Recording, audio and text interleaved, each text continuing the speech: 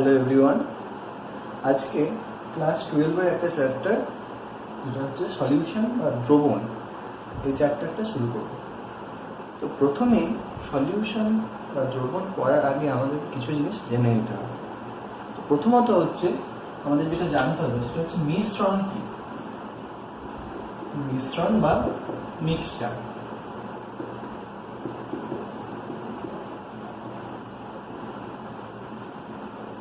বলছে যখন দুই বা তার বেশি সংখ্যক পদার্থ যারা পরস্পরের সঙ্গে বিক্রিয়া করে না এমন পদার্থ, অর্থাৎ দুই বা ততোধিক পরস্পরের সঙ্গে বিক্রিয়া করে না এমন পদার্থ, সেই পদার্থগুলো কি হতে পারে? গ্যাসীয় হতে পারে, তরল হতে পারে বা কঠিন হতে পারে।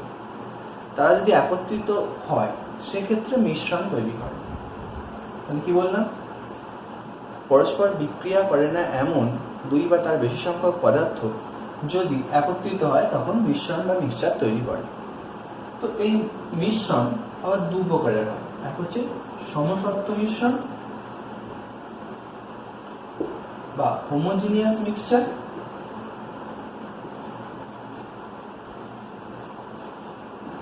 আর দুই হচ্ছে অসমসত্ব মিশ্রণ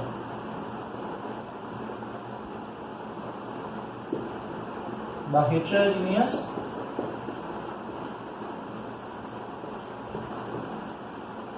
মিক্সচার। এবার আমরা এই সমসত্ব বা হোমোজিনিয়াস মিক্সচার, অসমসত্ব মিশ্রণ বা হেটেরোজিনিয়াস মিক্সচারের মধ্যে যে বেসিক পার্থক্যটা সেটা জানব। এখন সমসত্ব মিশ্রণ বা অসমসত্ব মিশ্রণ দুটোর ক্ষেত্রেই পরস্পর বিক্রিয়া করে না এমন পদার্থগুলো একত্রিত হয়েছে।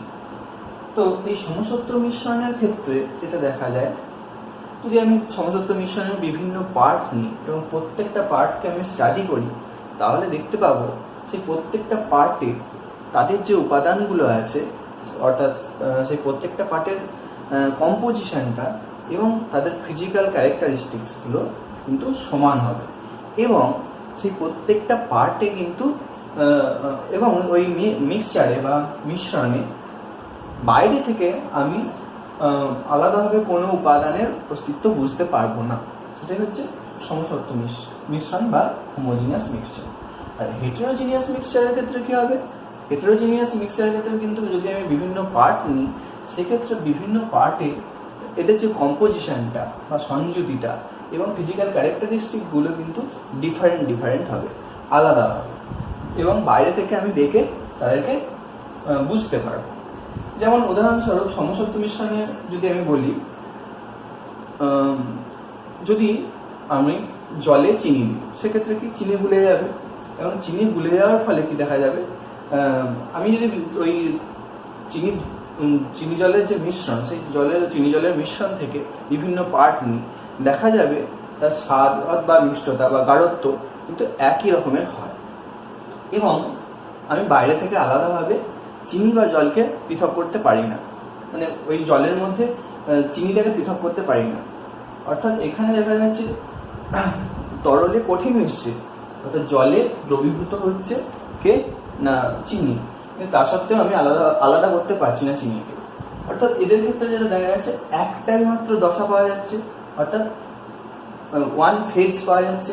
সেজন্য এটা এই সমসত্ব মিশ্রণ বা হোমোজিনিয়াস মিক্সচারকে আমরা বলতে পারি এক দশা বিশিষ্ট সিস্টেম বা ওয়ান ফেজ সিস্টেম।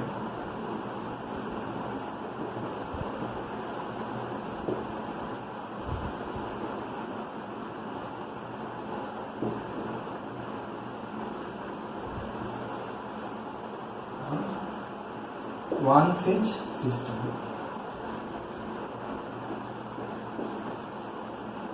তাহলে হোমোজিনিয়াস মিক্সচার বা সমসত্ব মিশ্রণের কি উদাহরণ বললাম? চিনি জলের মিশ্রণটা হোমোজিনিয়াস মিক্সচারের মধ্যে পড়ে। এবার হেটেরোজিনিয়াস মিক্সচারের ক্ষেত্রে যদি দেখি, আমরা যদি জলে বালি দিয়ে দিই, সেক্ষেত্রে কিন্তু বালি জলে কিন্তু ডিজলভ করবে না বা মিশে যাবে না, ঠিক আছে? তো সেক্ষেত্রে কি হবে? সেক্ষেত্রে দেখা যায় যে বালিগুলো জলের তলায় থিতিয়ে পড়েছে এবং জল উপরের দিকে আছে। তো সেক্ষেত্রে আমি যদি বিভিন্ন পার্ট নিই হেটেরোজিনিয়াস মিক্সচার বা অসমসত্ব মিশ্রণে, সেক্ষেত্রে কিন্তু দেখা যাবে এদের রাসায়নিক সংযুতি বা কম্পোজিশনটা এবং যে ফিজিক্যাল ক্যারেক্টারিস্টিকগুলো সমান হচ্ছে না, এবং বাইরে থেকে আমি আলাদা করতে পারছি কোনটা জল কোনটা বালি। ঠিক আছে, তো এই ধরনের মিশ্রণগুলোকে বলবো আমরা অসমসত্ব মিশ্রণ বা হেটেরোজিনিয়াস মিক্সচার। ঠিক আছে, তো এদের ক্ষেত্রে দেখা যাচ্ছে যদি আমি বালি দিচ্ছি আর জলে বালি যখন দিচ্ছি, কারণ জলকে আলাদা করতে পারছি এবং বালিকে আলাদা করতে পারছি, অর্থাৎ এখানে দেখা যাচ্ছে দুটো ফেজ তৈরি হয়ে যাচ্ছে। অর্থাৎ এখানে যদি আমি এখানে দুটো পদার্থ মেশালাম বলে দুটো ফেজ পাচ্ছি, তিনটে পদার্থ মেশালে তিন রকম ফেজ পেতে পারি। অর্থাৎ এই মিশ্রণ কি অ্যাকচুয়ালি মাল্টি ফেজ সিস্টেম।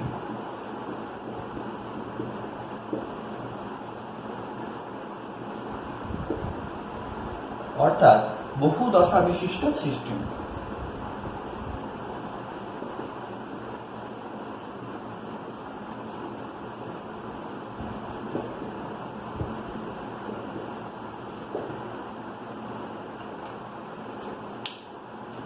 তো এবার আমরা এই যে মিশ্রণ বা মিক্সচারের কনসেপ্ট থেকে ঢুকবো সলিউশনের কনসেপ্টে। সলিউশন এখানে অ্যাকচুয়ালি এই চ্যাপ্টারে আমরা ট্রু সলিউশন নিয়েই পড়বো। ঠিক আছে, তো ট্রু সলিউশন এবার দেখব সলিউশন কি।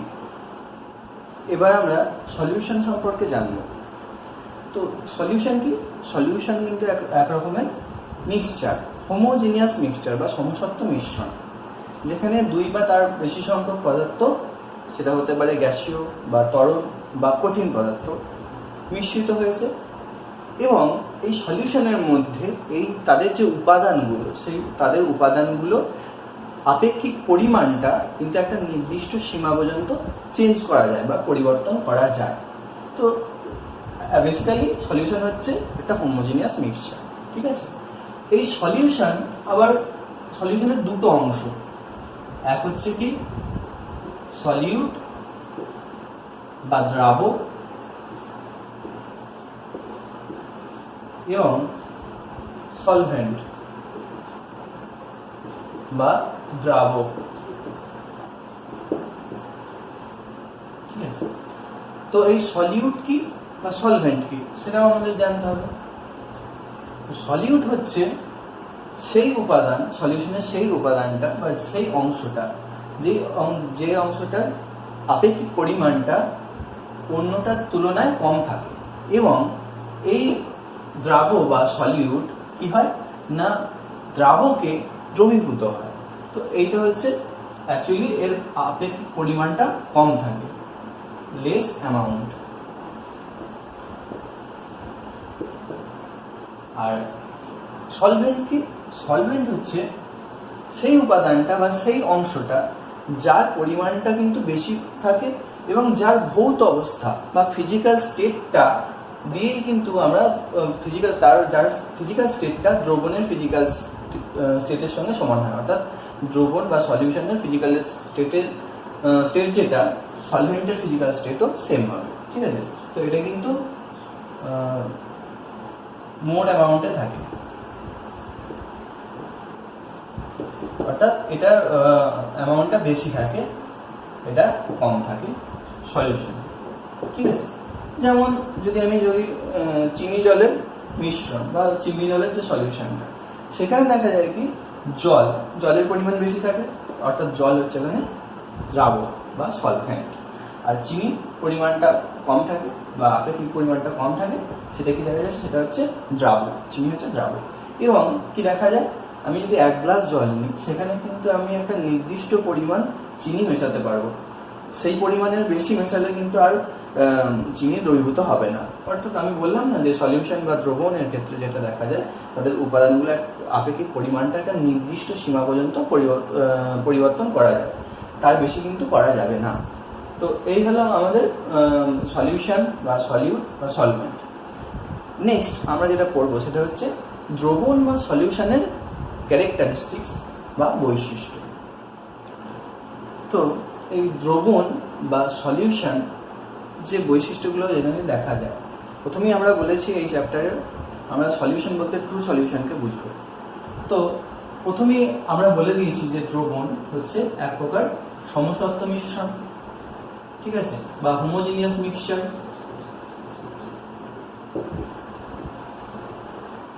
এটা।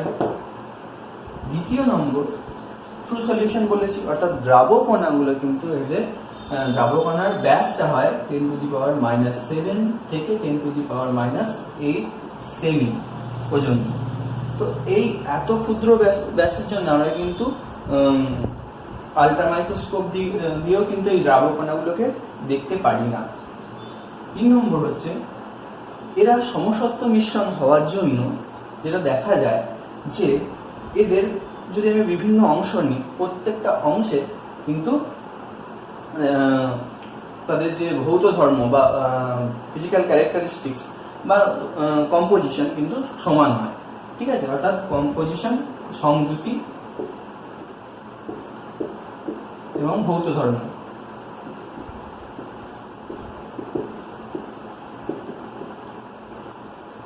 সমান হয় প্রত্যেকটা অংশে। ঠিক আছে। 4 নম্বর, দ্রবণ তৈরি করার সময় কিন্তু তাপের শোষণ বা তাপের উদ্ভব দুই করতে পারে। অর্থাৎ যদি আমি দ্রাবকে দ্রাব মেশাই, সেক্ষেত্রে কি হবে, তাপের উদ্ভব করতে পারে বা তাপের শোষণ করতে পারে। যেমন জলে পলিশন মেশাই, সেক্ষেত্রে কি হয়, তাপের উদ্ভব ঘটে। আবার জলে NH4Cl দিলে আবার তাপের শোষণ ঘটে।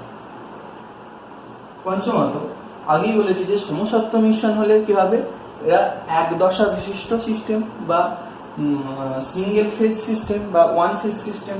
তো এটা সিঙ্গেল ফেজ সিস্টেম। 6 নম্বর, এদের যে কালার, ঠিক আছে, জেনারেলি এরা ট্রান্সপারেন্ট বা স্বচ্ছ হয়। ঠিক আছে। যদি আমি ধরে নিই দ্রাবকের কোনো কালার নেই, সেক্ষেত্রে কি হবে, দ্রাবকের কালার যদি না থাকে তাহলে এদের যে কালারটা, সেই কালারটা অ্যাকচুয়ালি দ্রাবের কালার থেকে আসবে। অর্থাৎ সলিউটের কালার যা হবে, টোটাল দ্রবণের কালারটাও সেম হবে। যেমন হচ্ছে তুতের দ্রবণ, তুতে মানে কি, ব্লু ভিট্রিয়ল, যেটা হচ্ছে CuSO4.5H2O, ব্লু ভিট্রিয়ল।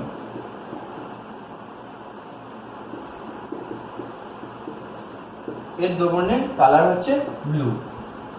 কেন না, এই পুঁতে বা এই ব্লু ভিট্রিয়লের কালার হচ্ছে ব্লু, অর্থাৎ সলিউটের কালারের জন্য কিন্তু দ্রবণটার কালার হয়ে যাচ্ছে ব্লু। নেক্সট হচ্ছে এদের যে দ্রাবক কণাগুলো এতটাই ক্ষুদ্র হয় যে আমরা ফিল্ট্রেশনের মাধ্যমে কিন্তু এদের পৃথক করতে পারি না, আলাদা করতে পারি না। তাহলে দ্রবণ থেকে আমি যদি দ্রাবক আর দ্রাবকে পৃথক করতে চাই, কিভাবে পৃথক করতে পারি? না, এক হচ্ছে ডিস্টিলেশন বা পাতনের মাধ্যমে, বা পাতন, ভেপোরাইজেশন,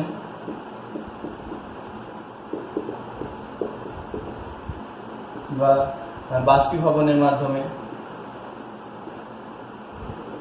বা ক্রিস্টালাইজেশন, বা কেলাসনের মাধ্যমে কিন্তু আমরা পৃথক করতে পারি। ওকে, তো এইগুলোই হলো মোটামুটি দ্রবণের ক্যারেক্টারিস্টিক্স বা বৈশিষ্ট্য। তো এবার আমরা দেখব দ্রবণের প্রকারভেদ। কিসের উপর ভিত্তি করে? না, এই দ্রাবক এবং দ্রাবকের ফিজিক্যাল স্টেট বা ভৌত অবস্থার উপর ভিত্তি করে আমরা দ্রবণকে প্রকারভেদ করব, বা দ্রবণের টাইপস অফ সলিউশন যখন হয় সেটা দেখব। তো এবার আমরা যদি দেখি দ্রবণের প্রকারভেদ কিসের উপর ভিত্তি করে, দ্রাবক এবং দ্রাবকের ভৌত অবস্থার উপর ভিত্তি করে আমরা দ্রবণের প্রকারভেদ করছি। তো প্রথমত, দ্রাবক যদি গ্যাস হয় এবং দ্রাবকও যদি গ্যাস হয়,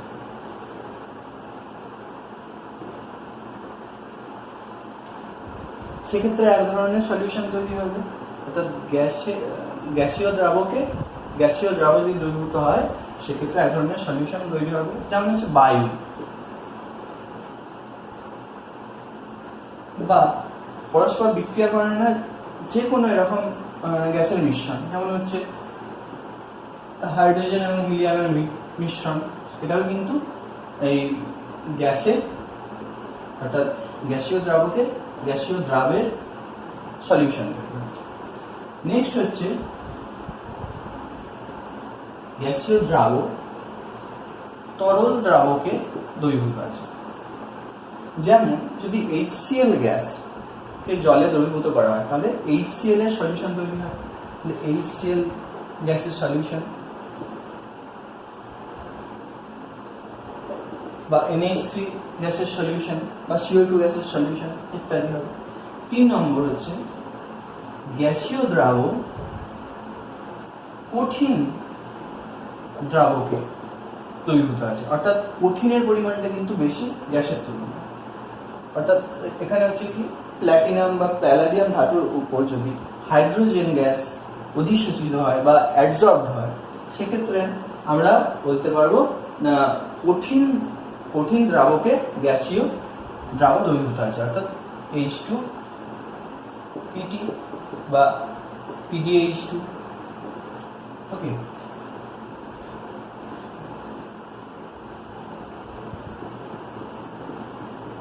কিন্তু এই যে এটা যে দ্রবীভূত হওয়ার কথাটা বলছি সেটা অ্যাকচুয়ালি অ্যাবজর্পশন বা অধিশোষণের মাধ্যমে বা অন্তর্ধিতির মাধ্যমে কিন্তু এরা দ্রবীভূত আছে।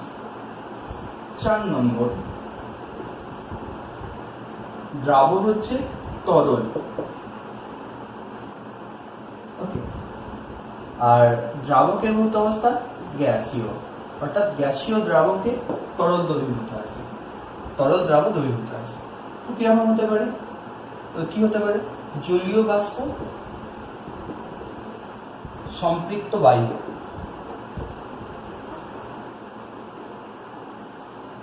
অর্থাৎ যেখানে বায়ু, অর্থাৎ বায়ু হচ্ছে ওখানে দ্রাবক এবং জলীয় বাষ্প হচ্ছে ওখানে দ্রাবক। 5 নম্বর হচ্ছে তরল দ্রাবক, তরল দ্রাবকে দ্রবীভূত আছে। তো সেটা সেখানে সলিউশনের উদাহরণস্বরূপ আমি কি বলতে পারি না, জল ও মিথানলের মিশ্রণ, দ্রবণ, অথবা জল বেনজিন এবং টলুইনের দ্রবণ। এবার যেটা তরল দ্রাবক কঠিন দ্রাবকে দ্রবীভূত আছে, তো এটা হতে পারে কি যে পারদ সংকর বা মেটাল অ্যামালগাম গুলো দেখা যায়, সেখানে দেখা যায় যেমন সোডিয়াম অ্যামালগাম অর্থাৎ NaHG, এখানে তরল Hg, পারদ আছে দ্রাবক এবং সোডিয়াম হচ্ছে কঠিন দ্রাবক, অর্থাৎ সোডিয়াম অ্যামালগাম বা এটা হচ্ছে অ্যামালগাম। অ্যামালগামের ক্ষেত্রে কি দেখা যায়, তরল দ্রাবক কঠিন দ্রাবকে দ্রবীভূত আছে। তাহলে 6টা, আরো 2 প্রকারের আছে, অর্থাৎ আরো 2 প্রকারের সলিউশন আছে। কিসের উপর ভিত্তি করে আমি ভাঙছি না, দ্রাবক ভৌত অবস্থা এবং দ্রাবকের ভৌত অবস্থার উপর ভিত্তি করে। তো আর 2 প্রকার কি? 7 নম্বর হচ্ছে কঠিন দ্রাবক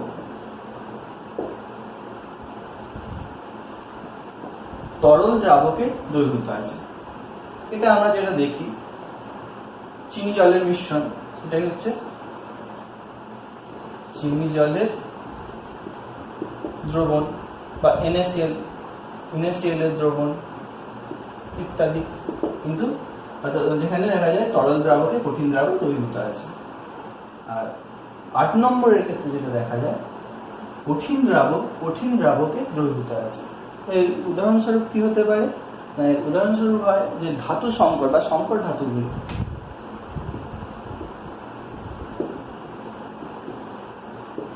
যেমন হচ্ছে পিতল, এটা তৈরি হয়েছে কি তামা বা কপার এবং জিঙ্ক মিশিয়ে, ঠিক আছে। তো এই তামা এবং জিঙ্ক উভয়ই কিন্তু কঠিন, এবং এটা এই কঠিন দ্রাবক এবং কঠিন দ্রাবক মিশ্রিত হয়ে পিতল তৈরি হয়েছে, ঠিক আছে। তো এই হচ্ছে দ্রবণ, বিভিন্ন দ্রবণের প্রকারভেদ, কার উপর ভিত্তি করে, দ্রাবক এবং দ্রাবকের ভৌত অবস্থা বা ফিজিক্যাল স্টেটের উপর ভিত্তি করে। যাই হোক, তো আজকের ভিডিওতে আপাতত এই পর্যন্তই। নেক্সট ভিডিওতে আমরা এই যে সলিউশনে কতটা দ্রাব্য দ্রবীভূত আছে বা সেই অ্যামাউন্টটা কিভাবে প্রকাশ করব সেই সম্পর্কিত থাকবে, অর্থাৎ সেই সম্পর্কিত ভিডিও আমরা নেক্সট ভিডিওটা করব। তো তোমাদের যদি কোনো কমেন্ট থাকে বা কোনো ইনকোয়ারি থাকে তাহলে অবশ্যই কমেন্ট বক্সে জানাতে পারো। Thank you.